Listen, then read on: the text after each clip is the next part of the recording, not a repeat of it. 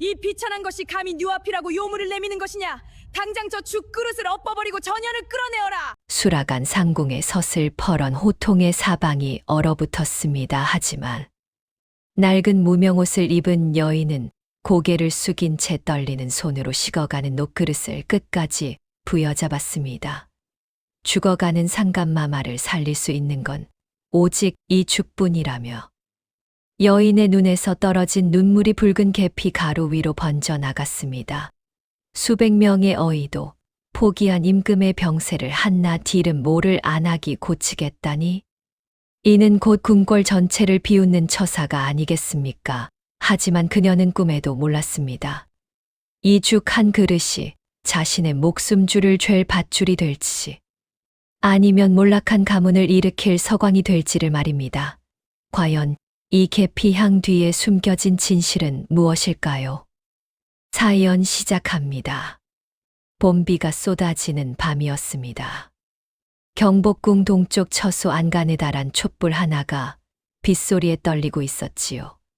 병석에 누운 세자 저하의 숨소리는 실처럼 가늘었고 어이들은 이미 모두 손을 놓은 뒤였습니다.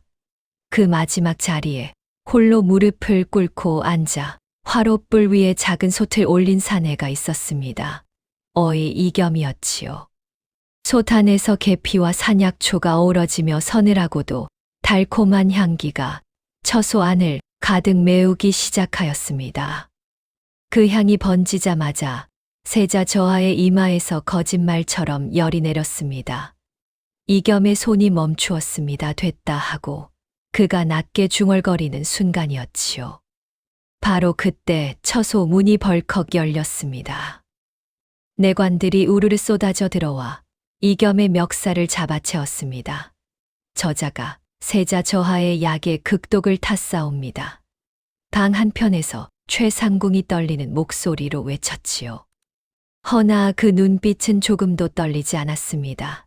차갑고 계산된 눈빛이었습니다. 이겸은 억울함을 호소하며 버텼으나 아무도 그의 말을 듣지 않았습니다. 처소 구석 병풍 뒤에는 9살 서윤이 숨을 죽이고 웅크려 있었습니다. 아버지가 끌려나가는 것을 눈앞에서 지켜보며 어비어비하고 입안으로만 울부짖었지요. 빗소리가 그 작은 목소리를 남김없이 삼켜버렸습니다. 그날 밤 서윤의 가슴에는 꺼지지 않는 불씨 하나가 박혔습니다. 언젠가 반드시 저 향기로 진실을 되찾겠다는 맹세가 말이지요. 그리고 20년이 흘렀습니다. 깊은 산속 무너져가는 초가집 굴뚝에서 매캐한 연기가 피어올랐습니다. 방 안에서는 뼈만 남은 노인이 가쁜 숨을 몰아쉬며 연신 받은 기침을 토해냈고 그 곁을 지키던 서윤은 거칠어진 손으로 부채질을 하며 가마솥을 지켰습니다. 아버지, 제발 조금이라도 드셔야 기운을 차리시지요. 서윤의 애끓는 목소리에도 노인은 그저 눈을 감은 채 고개를 저을 뿐이었습니다. 서윤은 품 안에서 때가 꼬죄죄하게 탄 작은 비단 주머니를 꺼냈습니다. 그것은 아버지가 정신이 온전하던 시절 목숨보다 소중히 여기라며 건네준 계피 가루였습니다. 서윤은 잘 쑤어진 녹두죽 위에 이 귀한 가루를 조심스레 뿌렸습니다. 달콤하면서도 매콤한 향이 방 안에 퀴퀴한 양 냄새를 단번에 걷어냈습니다. 향긋한 냄새에 이끌린 듯 노인이 간신히 눈을 떴고 서윤은 정성스레 죽 한 술을 떠 아버지의 마른 입술에 가져다 댔습니다. 이것은 단순한 죽이 아니었습니다. 과거 어이였으나 모함에 휘말려 쫓겨난 아버지가 서윤에게 전수한 마지막 생명줄이자 가문의 비법이었습니다. 죽 한 그릇을 비워낸 아버지가 가늘게 떨리는 손으로 서윤의 손등을 짚었습니다. 서윤아, 이 맛을 결코 잊지 말거라. 언젠가 이 향기가 너를 가장 높은 곳으로 인도할 것이니라. 아버지의 유언 같은 말은 차가운 산바람에 흩어졌고 서윤의 가슴에는 서늘한 슬픔과 함께 알 수 없는 사명감이 피어올랐습니다. 최 씨가 처음부터 이토록 독하고 교활한 인물이었던 것은 아니었습니다. 그녀가 수락안에 첫 발을 내디딘 것은 15살 적의 일이었고 20년 동안 가장 낮은 무수리에서 대전 수락안을 총괄하는 상궁의 자리까지 오른 것은 오롯이 그녀 자신의 피땀 어린 노력 덕분이었습니다. 허나 사람의 마음이란 높이 오를수록 더 높은 것을 탐하는 법이지요. 그녀가 변한 것은 20년 전 어느 대신의 귓속말 한마디로부터였습니다.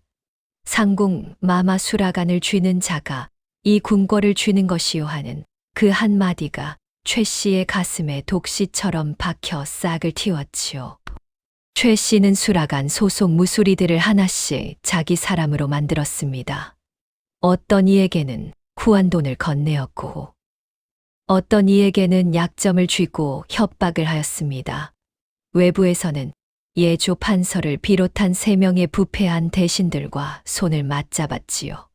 수락안에서 사용하는 진귀한 약재와 식재료를 시중의 2배 가격으로 납품받는 대신 그 이문의 절반을 최 씨에게 건네는 구조였습니다.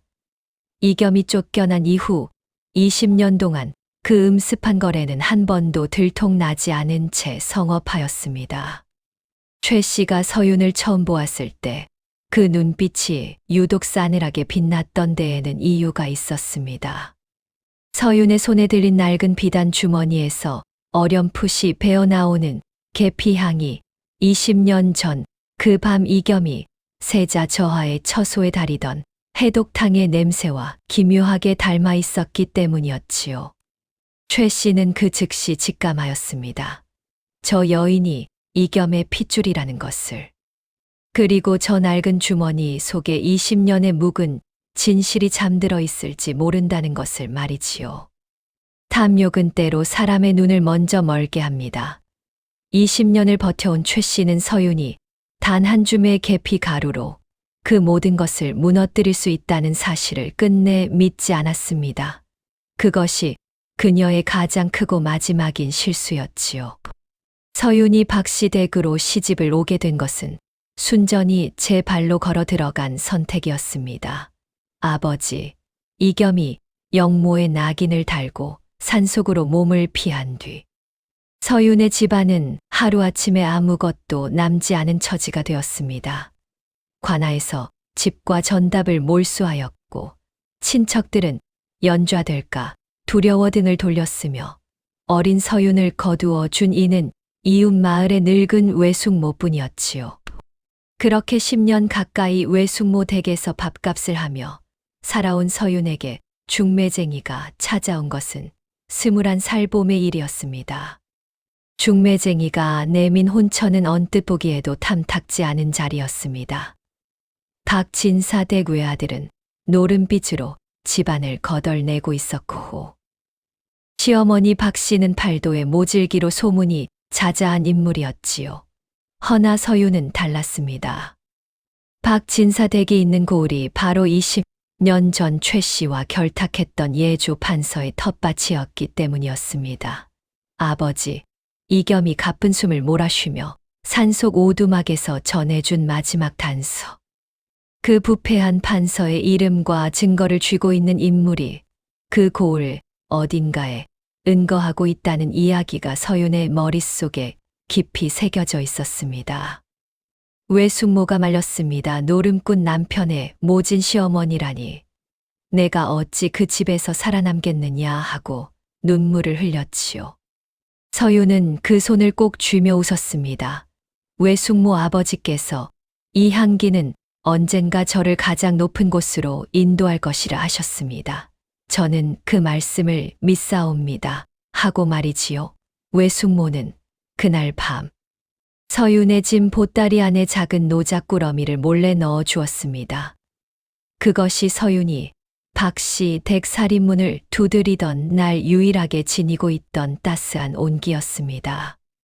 그리하여 서윤은 구박을 알면서도 들어갔고 고통을 알면서도 버텼습니다.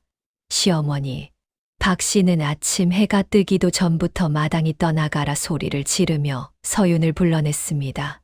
이년아, 해가 중천에 떴는데 아직도 잠귀가 처먹었느냐. 어서 나와서 이 가마솥이나 닦지 못할까. 박 씨의 날카로운 목소리에 서유는 채 마르지 않은 무명옷을 여미며 황급히 방을 나섰습니다.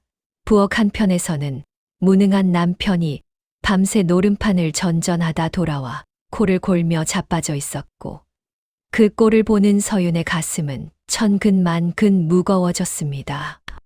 서윤이 솥을 씻고 보리밥을 안치려 하자 박 씨는 어느새 뒤로 다가와 서윤의 손등을 냅다 후려쳤습니다.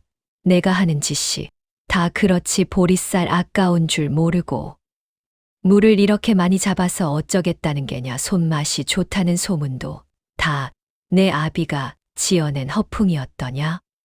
박 씨의 독설은 송곳처럼 서윤의 가슴을 찔렀습니다. 서윤은 붉게 부어오른 손등을 감추며 묵묵히 고개를 숙였습니다. 하지만 서윤은 남몰래 품 안에 작은 비단 주머니를 만지며 버텼습니다. 때를 기다리는 자만이 할 수 있는 가장 처절하고 고독한 싸움이었지요.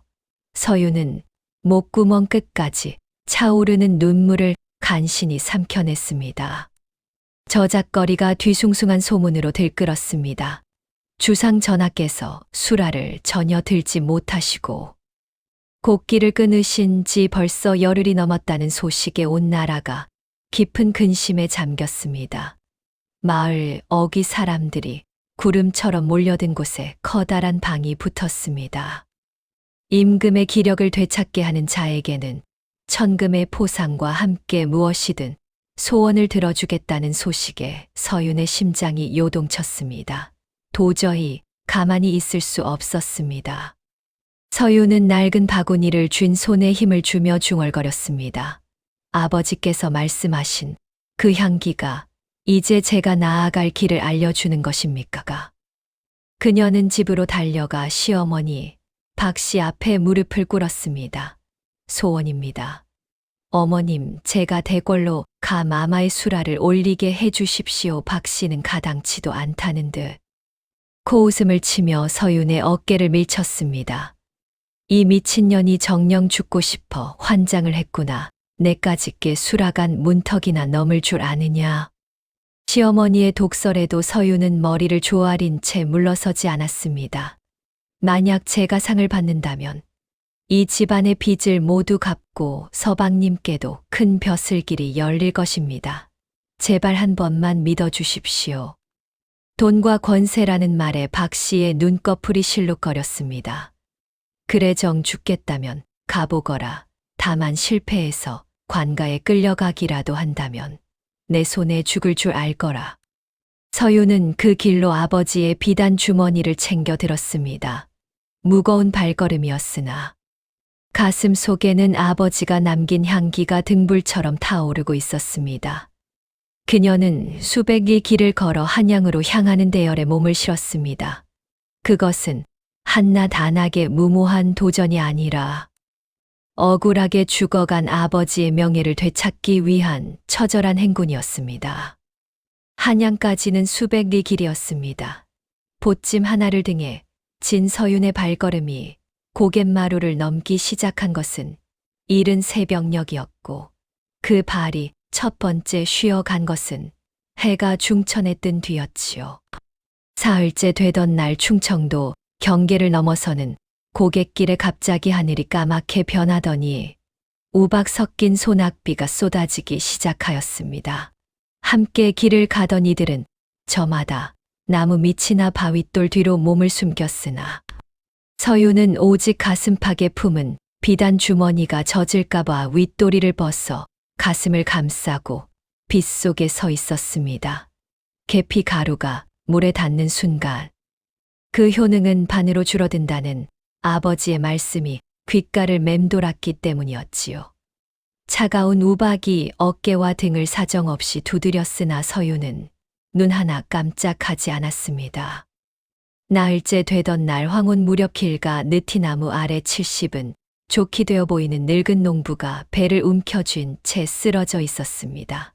함께 걷던 무리는 역병인지도 모른다며 발걸음을 재촉하였으나 서유는 그 자리에 멈추었습니다. 이것이 역병이 아니라 찬 기운이 복중에 뭉쳐 생긴 냉적증임을 알아챈 서유는 보찜 속에서 말린 생강 뿌리를 꺼내 길가 돌멩이로 곱게 갈아 가루를 낸 뒤 물자루에 물에 풀어 노인의 입에 조심스레 흘려 넣었습니다. 한식경쯤 지나자 노인이 눈을 떴습니다. 이 은혜를 어찌 갚을까 하고 노인이 서윤의 손을 꼭 쥐었습니다. 어르신 소인의 아버지도 이 길 위에서 병자를 돌보시다 쫓겨나셨습니다. 이 정도는 은혜라 하기도 부끄럽사옵니다. 하고 서윤은 조용히 자리에서 일어났지요. 닷새째 날 황혼이 질 무렵인 적이 드문 솔숲 길에서 검은 천으로 얼굴을 가린 산의 셋이 서윤의 앞을 막아섰습니다.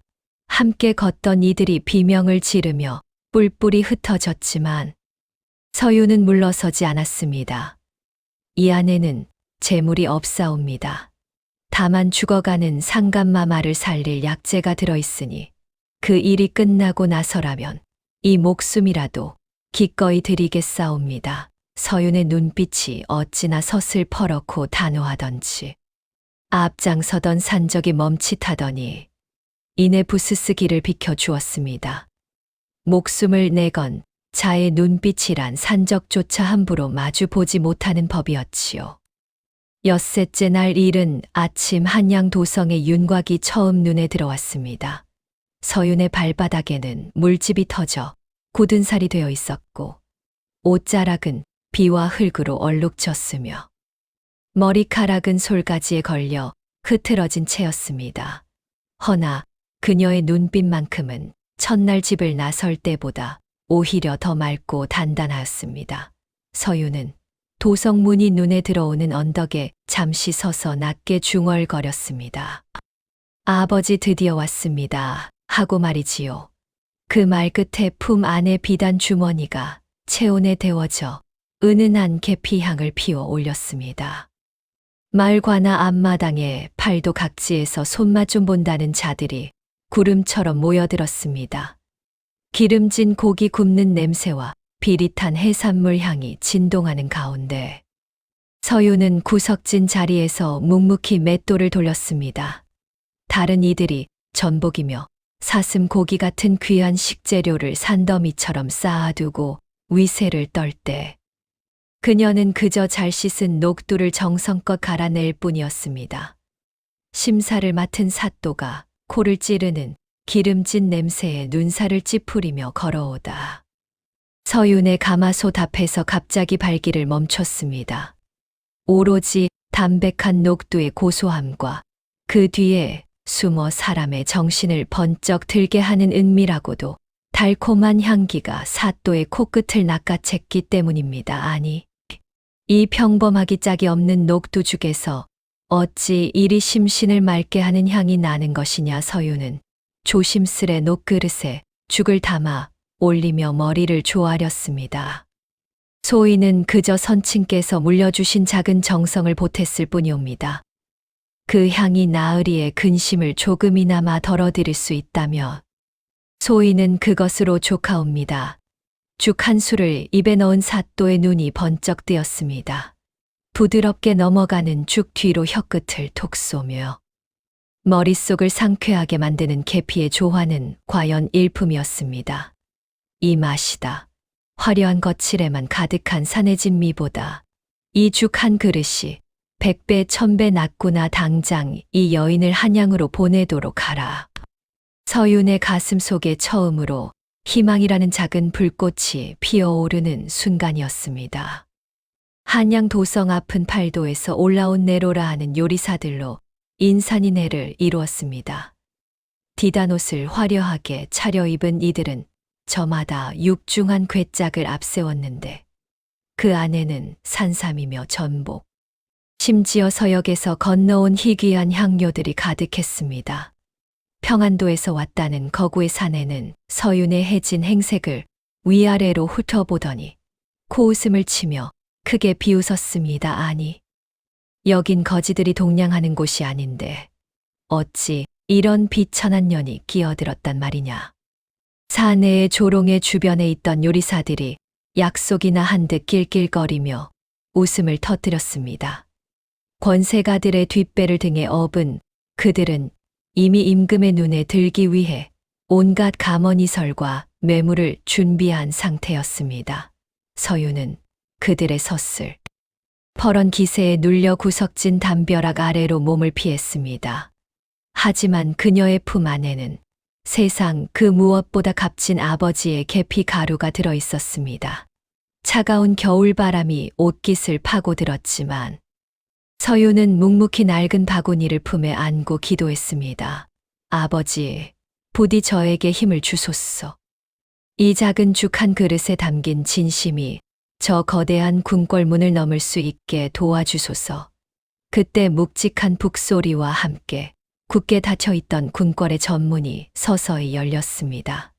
화려한 금장식을 두른 요리사들이 위풍당당하게 발을 내디딜 때 서유는 가장 마지막 줄에서 떨리는 발걸음을 옮겼습니다. 눈앞에 펼쳐진 웅장한 대궐의 자태는 숨이 막힐 듯 압도적이었으나 서유는 그곳에서 풍겨오는 정체 모를 한기를 느꼈습니다. 그것은 곧 다가올 피 비린내 나는 수라간의 암투를 예고하는 전조였습니다. 서유는 낡은 괴나리 보찜을 고쳐매며 가슴팍을 꾹 눌러보았습니다. 그 안에는 이제 단 한 번 분량밖에 남지 않은 붉은 계피 가루가 든 비단 주머니가 묵직한 운명처럼 자리 잡고 있었습니다. 아버지, 이것이 정녕 저희 가문의 운명을 바꿀 열쇠입니까? 서유는 파르르 떨리는 입술을 꾹 깨물며 거대한 근정전의 그림자를 밟았습니다. 수백 명의 궁녀와 내관들이 개미떼처럼 분주히 움직이는 대궐의 위용 앞에 서유는 한낱 먼지처럼 작게 느껴졌습니다.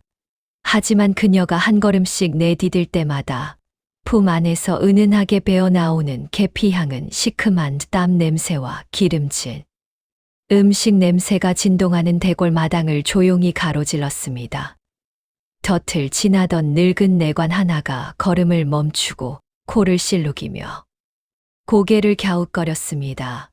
어디서 이리 맑고도 서늘한 향이 나는 것이냐. 내관의 물음에 서유는 고개를 더 깊숙이 숙이며 발걸음을 재촉했습니다. 이제 돌아갈 길은 없었습니다. 오직 죽 한 그릇에 담긴 진심으로 임금의 목숨을 구하고 아버지의 명예를 되찾아야만 했습니다. 권례 수라가는 흡사 전쟁터와 같았습니다. 수십 명의 상궁과 무수리들이 일사불란하게 움직이며 도맞을 소리와 화덕의 불길이 치솟는 소리가 사방을 메웠고 그 서슬 퍼런 기세의 서유는 입구에서 차마 발을 떼지 못했습니다. 이때 기름기가 자르르 흐르는 비단 옷을 입은 중전 처소의 최상궁이 서윤의 앞을 가로막았습니다. 아니, 내가 마을 예선에서 사또의 눈을 속였다는 그 천한년이냐. 최상궁의 눈매는 뱀처럼 가늘어졌고 그녀의 손가락 끝이 가리킨 곳은 수라간 구석 귀퉁이에 버려진 낡고 녹슨 가마솥이었습니다.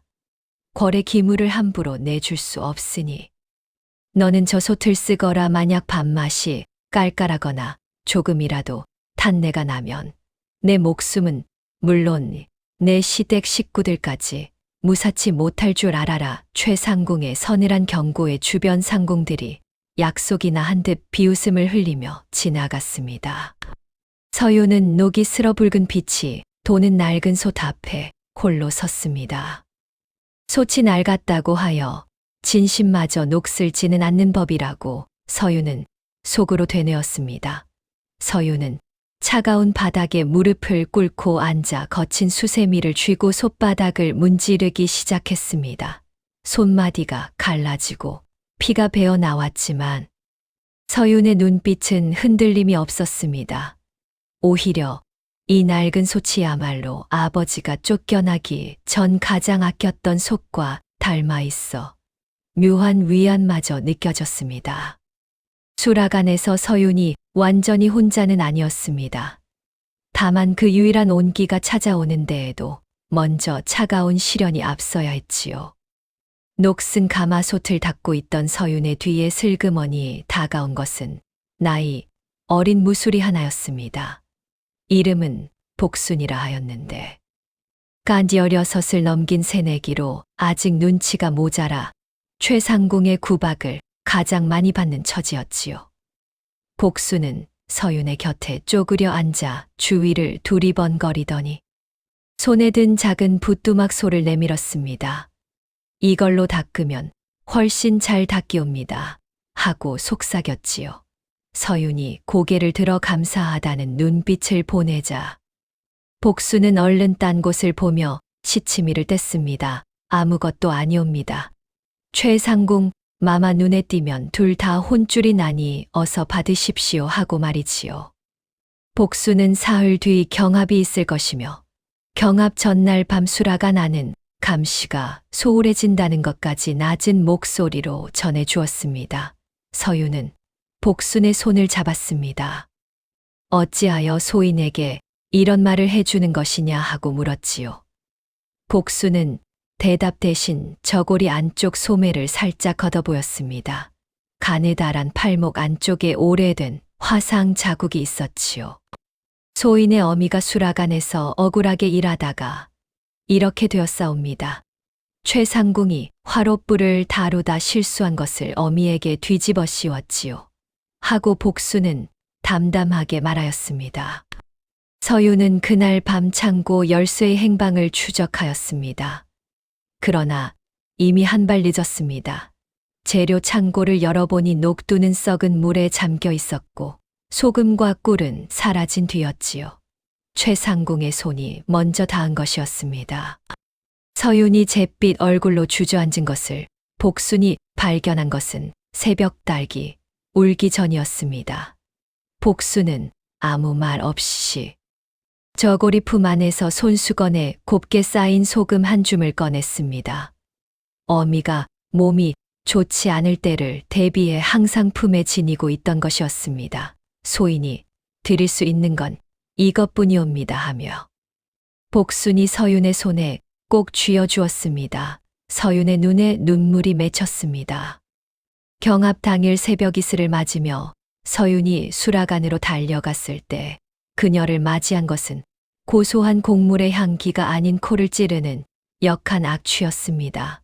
어젯밤 정성스레 씻어 불려두었던 녹두 위로 정체 모를 검은 물이 괴어 있었고 손을 넣자마자 미끄덩거리는 불쾌한 감촉과 함께 코를 찌르는 썩은 냄새가 쏟아져 나왔습니다. 서윤의 가슴이 철렁 내려앉으며 다리가 풀려 그 자리에 주저앉고 말았습니다. 귀하게 준비했던 소금과 꿀은 간대 없이 사라졌고 빈 항아리 안쪽엔 누군가 일부러 흙을 한 줌 뿌려둔 흔적만이 선명했습니다. 수라간 한 구석에서 이를 지켜보던 최상궁의 수아들이 입을 가리고 낄낄거리며 지나갔습니다. 아니, 저 천한 것이 어딜 감히 대궐 수라간을 더럽히려 드느냐. 재료 하나 건사 못하는 위인이 무슨 죽을 쑤겠다고. 그들의 비웃음이 서윤의 귀에 날카로운 화살이 되어 꽂혔습니다.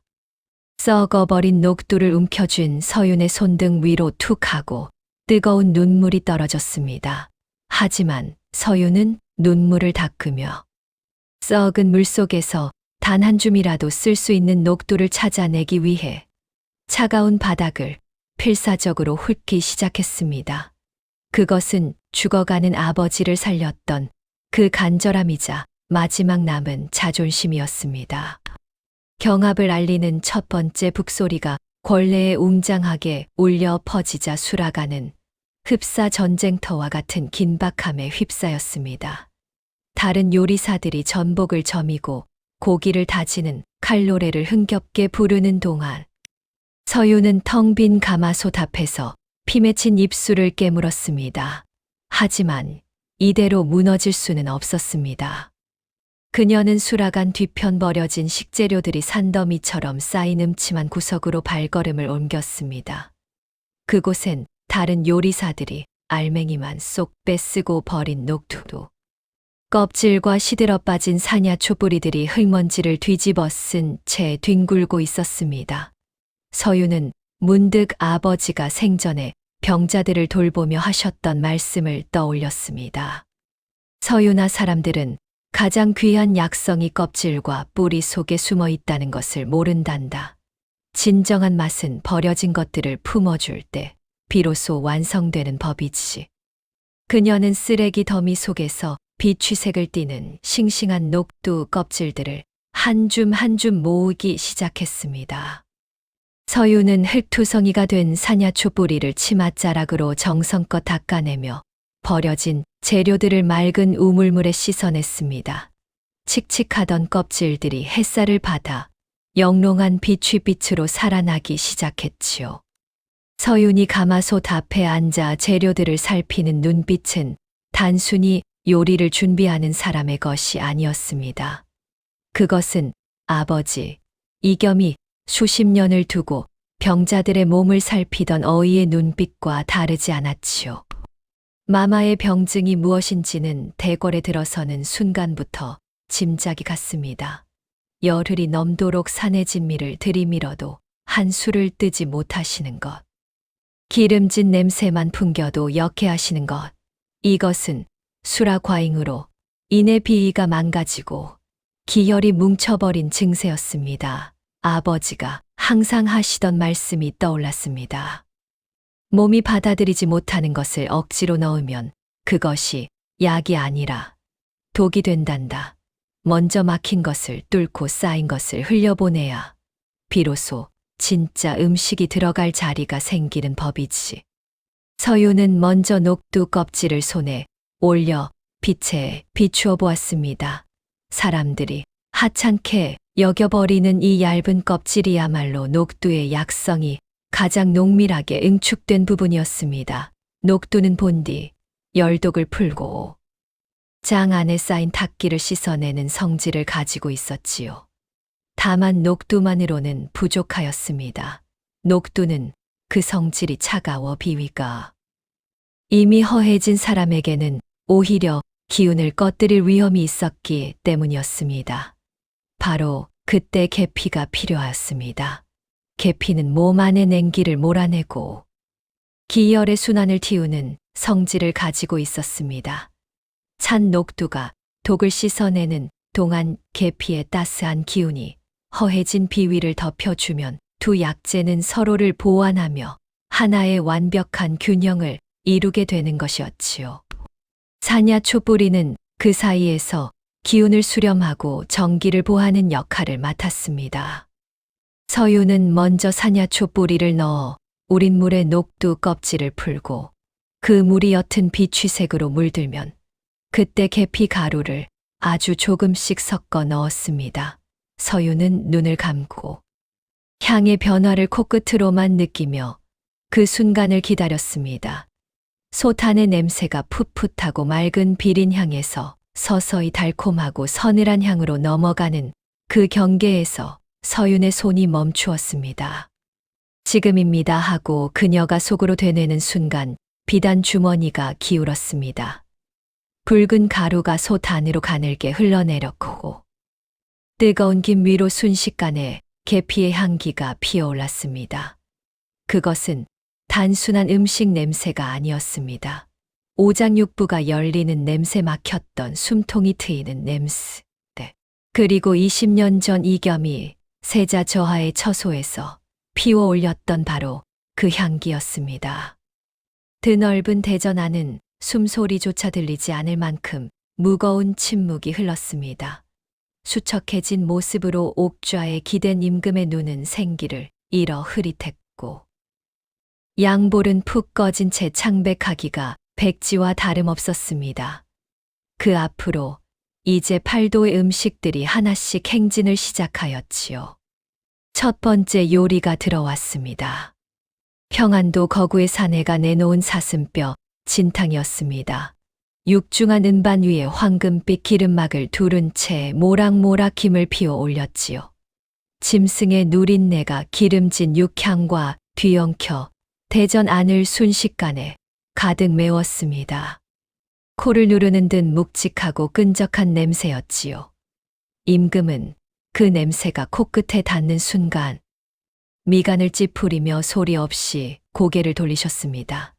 첫 번째 요리가 손도 대지 못한 채 물러났습니다. 두 번째 요리가 들어왔습니다. 서역에서 건너온 희귀한 향료를 아낌없이 쏟아 부은 전복구이였습니다. 황금빛으로 윤기가 흐르는 전복살 위로 이국적인 향료, 냄새가 파도처럼 넘실댔지요. 한껏 진하고 화려한 냄새였으나 그것은 사람을 압도하는 종류의 것이었습니다. 숨을 들이마시는 것조차 부담스럽게 만드는 냄새였지요. 임금은 이내 손을 들어 말없이 물리치셨습니다. 세 번째 요리가 들어왔습니다. 귀한 식재료들을 겹겹이 쌓아 수십 시간을 달인 불도장이었습니다.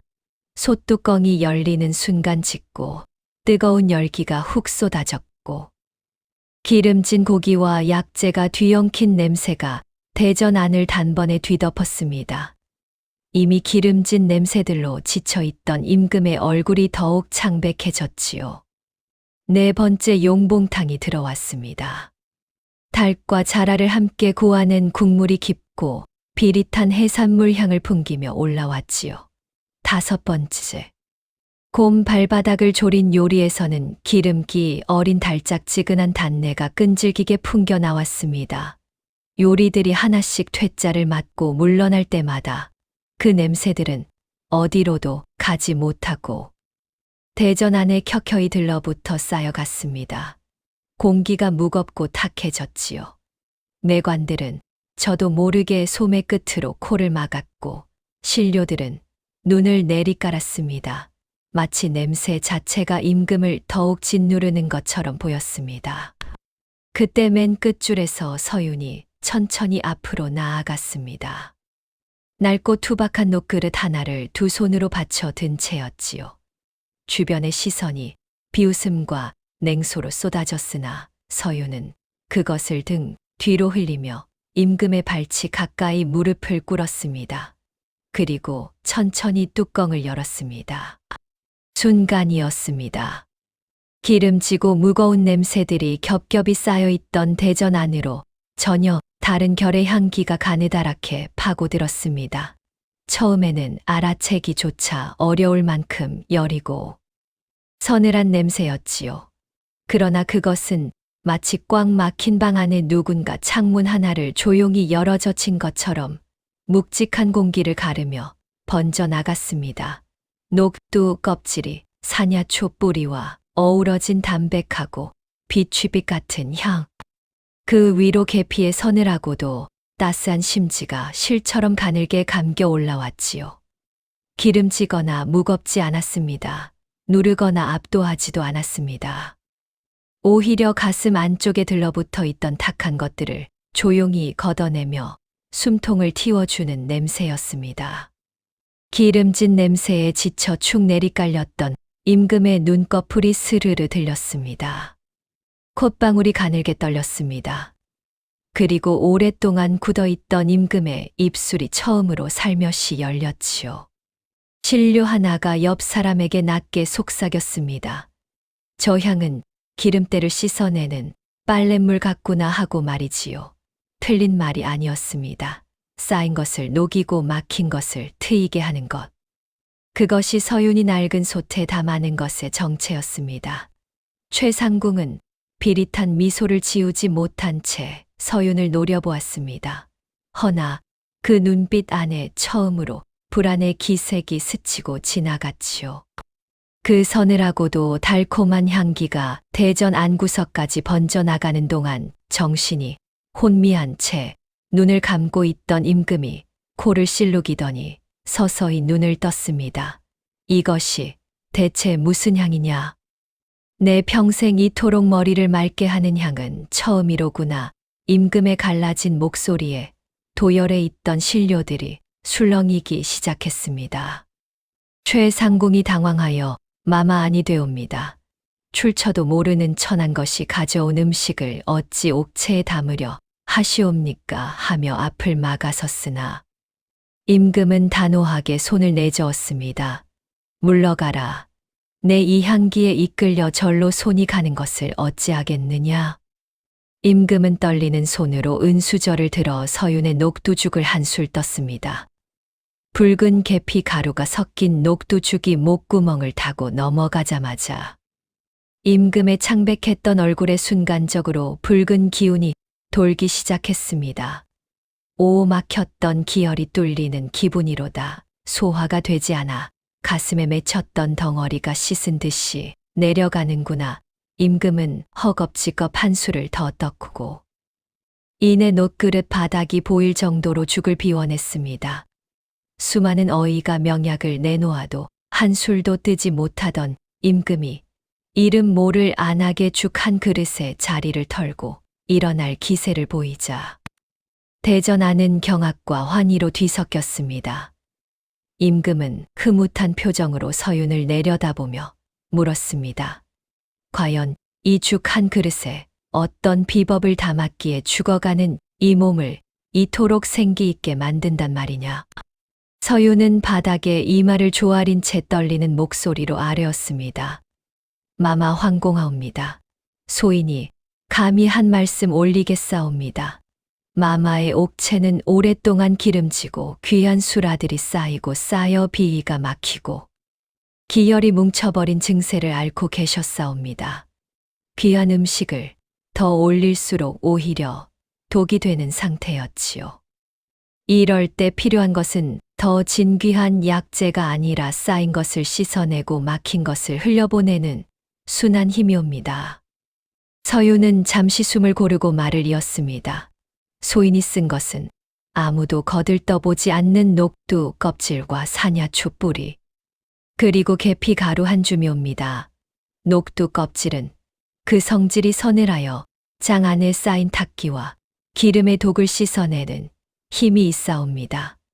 그러나 서늘한 기운만으로는 이미 허해진 비위를 더욱 상하게 할 수 있지요. 그래서 계피가 필요하옵니다. 계피는 따스한 열기로 냉기를 몰아내고 기혈의 순환을 틔워주는 성질을 가지고 있사옵니다. 서늘한 녹두가 독을 씻어내는 동안 따뜻한 계피가 비위를 덮여주면 두 가지가 서로를 보완하며 비로소 막힌 기혈이 풀리게 되옵니다.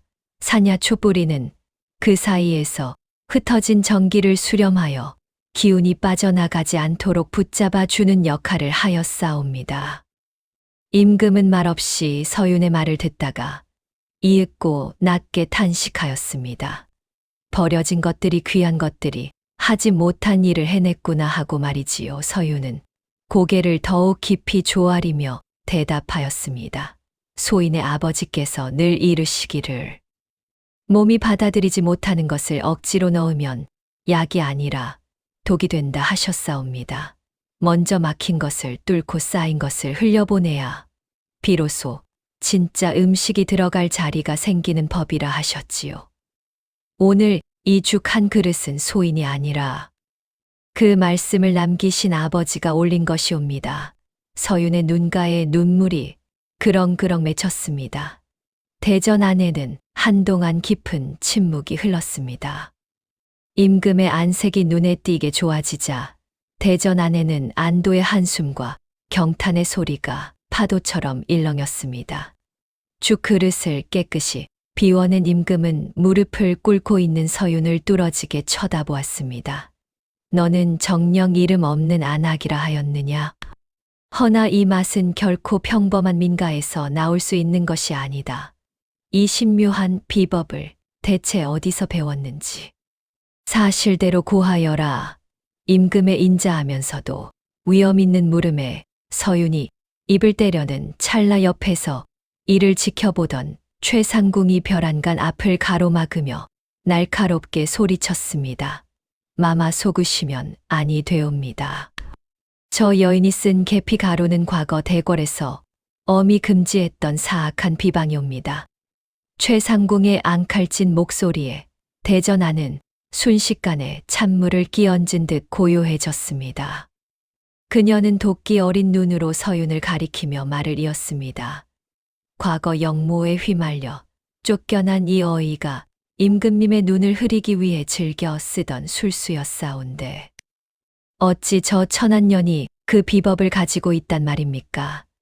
이는 분명 대역죄인의 핏줄이 틀림없사옵니다.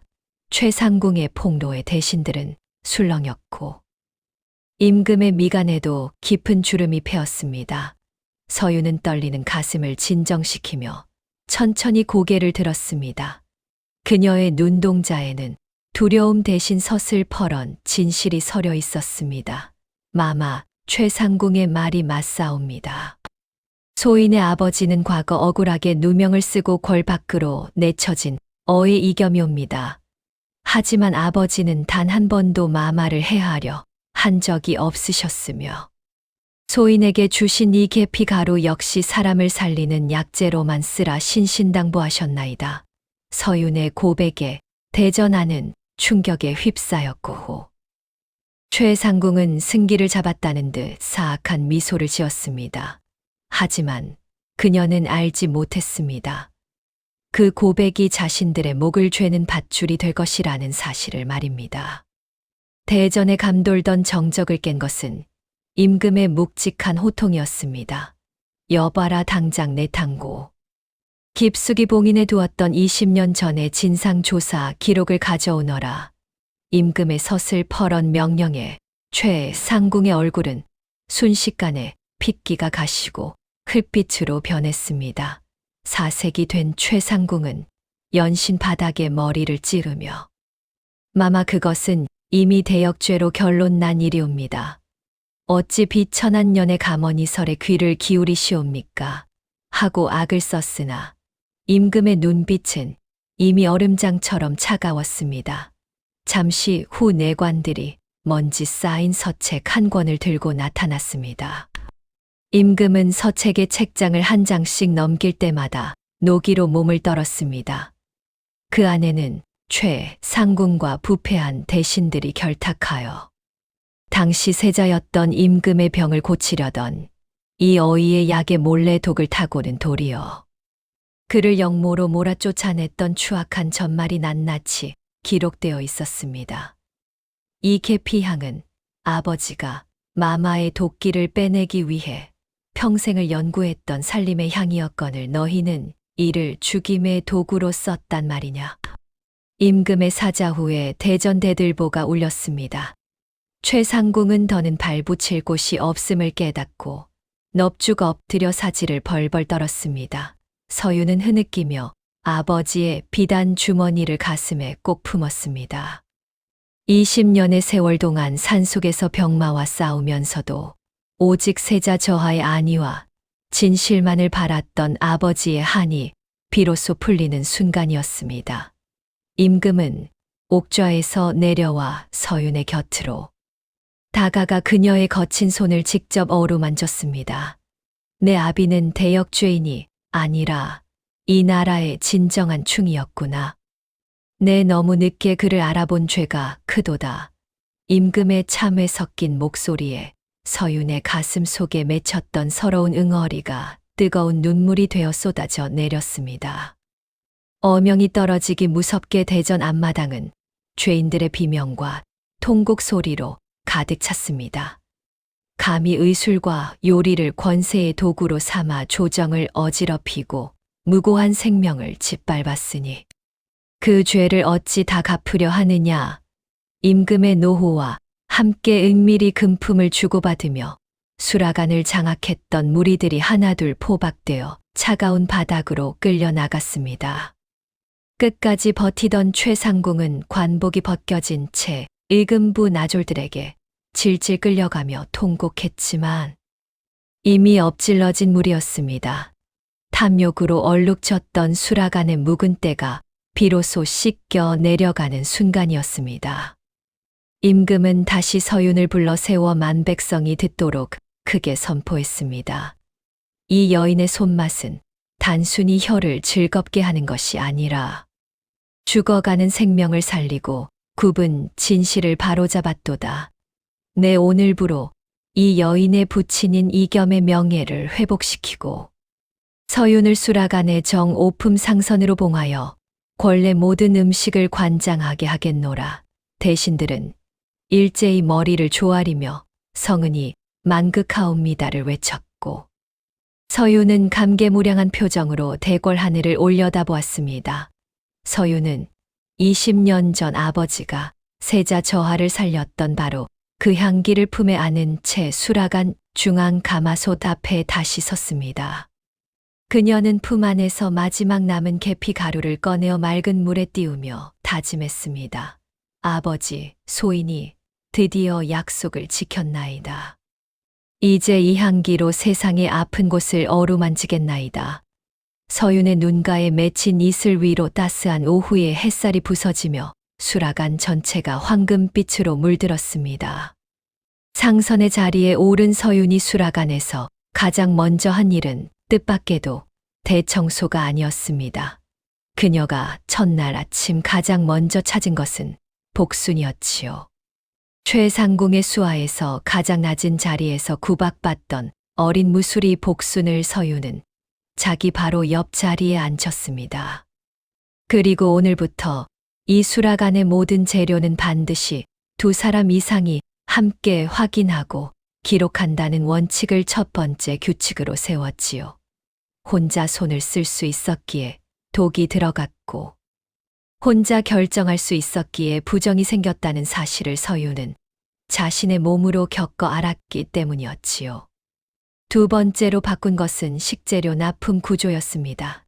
최 씨와 대신들이 짜고 시중 2배 가격으로 납품받아 이문을 챙기던 관행을 걷어낸 서유는 직접 도성 안장터를 돌며 제철 재료를 구하는 제도를 만들었습니다. 서윤이 제철 채소와 잡곡으로 올린 수라를 드신 임금께서 오히려 요사이 밥상이 더 개운하구나 하고 말씀하신 뒤로는 투덜거리는 소리가 쏙 들어갔습니다. 세 번째이자 가장 오래 걸린 것은 사람을 바꾸는 일이었습니다. 최 씨를 두려워하며 눈치만 보아왔던 무수리들은 처음에는 서윤 앞에서도 벌벌 떨었습니다. 서윤은 실수한 일을 나무라는 대신 왜 일이 되었는지 함께 살펴보는 쪽을 택했습니다. 한 달이 지나고 두 달이 지나자 수락관 안에 조금씩 다른 공기가 돌기 시작하였습니다. 먼저 말을 꺼내는 이가 생겼고 서로 재료를 점검하고 방법을 의논하는 소리가 들려오기 시작하였지요. 서윤이 수락관에 들어선 지 한 해가 되던 날 복순이 조용히 곁으로 다가와 낮게 말하였습니다. 마마 요즘 수락관 무수리들이 일 끝나고 나서도 좀처럼 자리를 뜨지 않으려 합니다. 하고 말이지요. 서윤은 그 말에 그만 눈시울이 붉어지고 말았습니다. 두려움으로 묶어두지 않아도 사람들이 제 발로 머물고 싶어 하는 곳. 그것이 서윤이 만들고 싶었던 수락관의 모습이었습니다. 계피향이 대전의 묵은 기름 냄새를 걷어낸 것처럼 서윤의 진심은 20년 동안 쌓인 수락관의 부패한 때를 한 겹 한 겹 조용히 씻어내고 있었습니다. 며칠 후 서윤이 고향 마을 어귀에 들어섰을 때 마을 전체는 축제 분위기로 들썩였습니다. 정오품. 상선의 화려한 관복을 입고 위풍당당하게 가마에 오른 서윤의 모습은 더 이상 구박받던 가난한 며느리가 아니었습니다. 소문을 듣고 달려 나온 시어머니. 박 씨는 신발도 채 신지 못한 채 마당 끝까지 뛰어나와 바닥에 넙죽 엎드렸습니다. 아이고. 내가 눈이 멀어 나라의 보배를 몰라보고 그토록 모질게 굴었구나. 이 노망난 늙은이를 죽여다오. 박 씨의 떨리는 통곡 소리가 동네 사람들의 웅성거림 속으로 번져나갔습니다. 서윤은 조용히 가마에서 내려 시어머니의 흙먼지 묻은 손을 따스하게 맞잡았습니다. 어머님 지나간 모진 세월은 저 산 너머로 흘려보내시고 이제는 따뜻한 죽 한 그릇 함께 나누시지요. 서윤의 자애로운 목소리에 박 씨는 차마 고개를 들지 못하고 회한의 눈물을 쏟아냈습니다. 노름에 빠져 세월을 허비하던 남편 역시 서윤 앞에 무릎을 꿇고 두 손을 모으며 다시는 패가망신의 길을 걷지 않겠노라 머리를 조아렸습니다. 서유는 아버지가 남긴 계피 녹두죽의 비법을 마을 사람들에게도 나누어 주며 배고픈 자의 배를 채우고 아픈 자의 마음을 어루만졌습니다. 마을 어귀에는 서윤의 아버지가 생전에 그리도 좋아하던 계피향이 은은하게 퍼져나갔습니다. 비천한 신분과 가난, 그리고 암투가 난무하던 궁궐의 풍파 속에서도 서윤이 끝까지 지켜낸 것은 오직 사람을 향한 진심과 정성이었습니다. 억울한 누명을 쓴 채 산속에서 한 맺힌 세월을 보내다 돌아가신 아버지의 넋은 비로소 평안을 찾았고, 서윤의 고귀한 손맛은 천년의 세월을 넘어 대대손손 지혜로운 여인의 전설로 남게 되었습니다. 석양에 물든 마을 풍경 속에 김이 모락모락 피어오르는 녹두죽. 한 그릇은 세상에서 가장 따뜻한 위로가 되어 모두의 가슴 속에 깊이 스며들었습니다. 명심보감에 이런 말이 있습니다. 고진감래라 하였으니 쓴 것이 다하면 반드시 단 것이 온다 하였지요. 오늘 이 이야기 속 서윤처럼 억울하고 지치는 날이 있어도 진심 하나를 품고 버텨낸 사람에게는 반드시 그 향기가 빛을 발하는 날이 옵니다. 오늘 하루도 무거운 짐을 지고 걸어오신 여러분께 이 한 그릇의 따뜻한 죽처럼 작은 위로가 되었으면 합니다. 오늘 밤 이 이야기가 여러분의 가슴 속에 계피향처럼 은은하게 남아있기를 바랍니다. 힘든 날에도 당신 곁에 이 이야기가 있었으면 합니다. 내일도 모레도 부디 따뜻하게 지내십시오.